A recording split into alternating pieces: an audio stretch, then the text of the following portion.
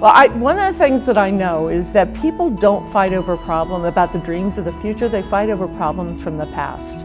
And the more you can get people excited and clear vision of what they want and what they want to go to, their life to be like for themselves and their children, then it becomes a lot more exciting. And all of a sudden people become more engaged in their own life and they become even stronger employees and you have more consistency. But we're really about improving their quality of life. Whether it's being able to buy a home or learn a language or help them get some developmental skills and workforce skills to move into a job that's better than the one they have right now with us. So it's all about encouraging people to look bigger, to dream bigger, and to help give them the skills and connections to help make that happen. I feel that some of the major issues, not only in our community, but I would say nationwide, I really cannot believe how much obesity and diabetes and how compromised our young people are in terms of physical awareness. I feel like dance puts your mind right into your body and you feel a connection and a linkage with your body that you don't feel in other ways. You know, it's wonderful, and I think the physical activity, you know, the crunches and the push-ups, all that, I think it's really an important part of becoming aware of your body. In our art form, it's also expressive. I mean, there's nothing like the sensation of music inside a body and moving it and inspiring it and pushing it to new limits. I just feel strongly that dance can make a huge difference in anybody's life. The thing that drives me the most is the ability to help the clients that I have. I mean, I have clients who their business is their whole life. They've shaped their family around it, and really my helping them is trying to protect the business, the assets, and the future of their families. So when I get up in the morning and I get a call, or I get a call late at night from someone who's had a catastrophic injury, or a claim's been filed against them and they don't know what to do, it helps me to know that that's what I'm going for. I'm going to educate them and help them in the future. It's children. It is just amazing to me that kids can be so incredibly brave, that making a child smile is so much fun. I think we'd all agree that when you smile and when you make others happy, you yourself walk away with just a tremendous joy as well.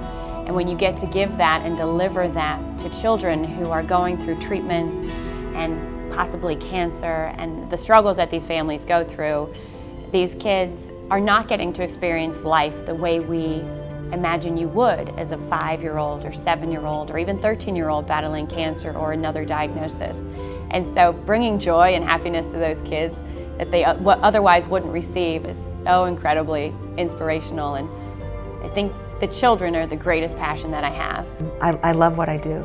I think that local government is the one form of government where a public servant has direct and immediate contact with the citizenry.